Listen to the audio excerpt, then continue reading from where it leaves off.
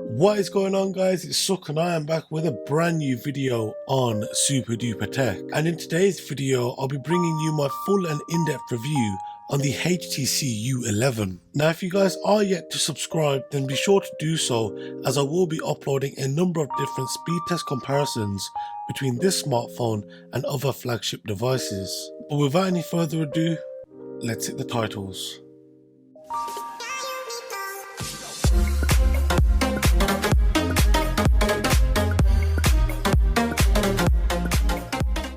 So the first thing I want to get into talking about is the design of the HTC U11. And the back of the device is highly reflective and can come in a number of colours from blue, black, silver, white and red. Also on the back is a 12 megapixel camera along with a microphone and a dual LED flash. On the right we do have the volume switch along with a textured power button, and on the front of the device we do have a 5.7 inch display with a QHD resolution along with a microphone and a 16 megapixel camera. And on the left there are no buttons whatsoever, but taking a closer look at the top of the device, and you will notice that there is a microphone along with a nano SIM card slot which also holds your SD card. And at the bottom of the U11 there is a USB-C port along with a speaker grill and two microphones. Now if you take a look at the back of the U11, towards the bottom there is yet again another microphone. Now with all of the microphones on the U11, they do pair together to give you 360 degree audio. This does mean that video footage taken on the U11 sounds very nice, and you do get a nice bit of spatial awareness when you are listening back to the audio. If you guys are interested in hearing what this 3D audio technology sounds like when you are recording video on the U11, or if you are interested in seeing the images and video footage that can be taken with both the rear and front selfie camera, then you can click the card in the top right or the link down below in the description section to go and check out the video I uploaded where I discussed images and videos taken with the U11. Now overall I do thoroughly enjoy the design of the U11, but the only downsides that I would say is that it is a really bad fingerprint magnet and it is prone to getting scratched. Now depending on who you talk to about this, it could be an issue, but I do like the fact that HTC have included a case. And for a device with such a highly reflective and polished shell, I do believe that this was a good call on the part of HTC, and at the end of the day, cases don't really cost much to manufacture. So either way, I do believe that this was a positive point on the part of HTC to include it. Now if there's one thing which I enjoy doing on my U11 is watching movies. In fact, it's got a 5.7 inch QHD display with a total resolution of 2560 by 1440. Now with the majority of smartphones coming out these days, they do have a crazy aspect ratio, something along the lines of 18.5 by 9. But here with the U11, we do have the more standard 16 by 9 aspect ratio. Now while the front of the device may not seem as cutting edge as we see with the likes of the S8, the Note 8, as well as the LG G6. I do however still enjoy this display, but I do believe that if HTC are to continue fighting amongst the likes of Samsung, Apple and LG, that with the next U12 or whatever smartphone they bring out, that they will have to increase the aspect ratio. And as you guys have just seen, the display on the U11 gets fairly bright enough that you can use this smartphone in direct sunlight. And as always, I did a few screen brightness tests, and in this I did get an average readout of around 350 lux.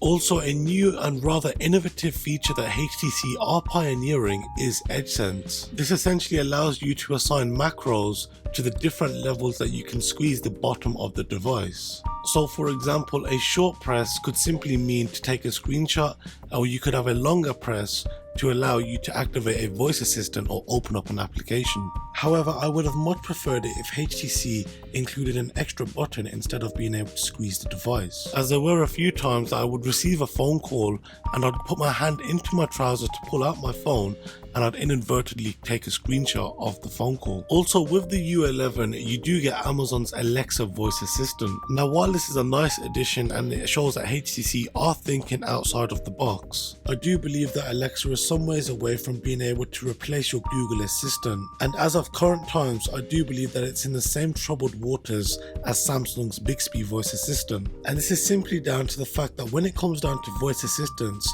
the two main names that are going to come up in people's heads are the Google Assistant or Apple Siri. Now, I personally would stick to the Google Assistant. This is as its replies seem to be a lot more natural, they're a lot faster, and they do give you a lot more information. Now, when it comes to the power and performance of the HTC U11, it does come rocking the Qualcomm Snapdragon 835 octa-core processor along with 4GB of RAM. In fact, these specifications are very similar to what we see with the Samsung Galaxy S8. Now, I have uploaded a benchmark video for the HTC U11, and I have also uploaded a separate video in which I did a speed test between the S8 and the U11. Now, if you guys are yet to see those videos, then you can click the card in the top right corner, or alternatively you can check the links down below in the description. But to keep things short, the U11 is a powerful smartphone and is very capable of anything that you can throw at it. Another thing that has shocked me about the HTC U11 is the included earphones that come with it. And personally, I've never really been much of a fan of the in-ear type of earphones, but the earphones that come with the U11 are seriously something else. Now, you're really gonna have to take my word for this, but trust me, the bass sounds incredible and the vocals sound so crisp and rich. And when it comes to noise cancellation, I don't know how HTC have done this, but the noise cancellation actually works. And if you're wondering how the smartphone itself handles audio, just listen to this.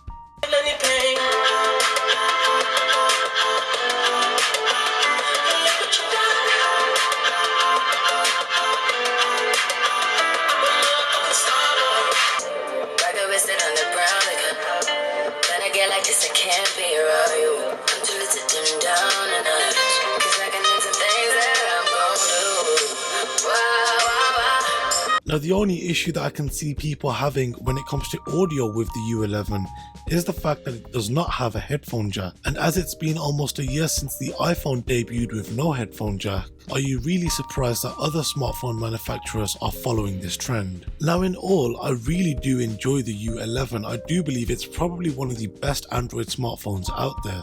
Yes, it could probably do with a display with a flashy new higher aspect ratio, but at the end of the day, the core fundamental things that a smartphone should do are present. And when it comes to talking about the camera on the U11, it was rated 90 out of 100 on the DxOMark scale. Now, just to put this into perspective, the Samsung Galaxy S8 was awarded 88 and the iPhone 7 was awarded 86. The power and performance of the U11 has in fact rivaled similar smartphones with the exact same specifications. Also, this is the first HTC smartphone to be IP67 water and dust resistant. Also, you do have the ability to expand the included 64GB by 2TB using, of course, a micro SD card. Now, if you are currently in the market for an Android smartphone, then the U11 is by all means up there in the top 5 that you can currently purchase. It has amazing audio.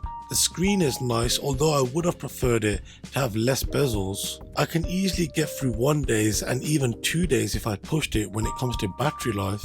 And as of right now, the U11 has probably the best smartphone camera in, of course, any smartphone. The power and performance of this smartphone is best in its class, especially when you compare it to devices that run the exact same hardware. And by all means, if you did purchase the HTC U11, you by all means will not be disappointed.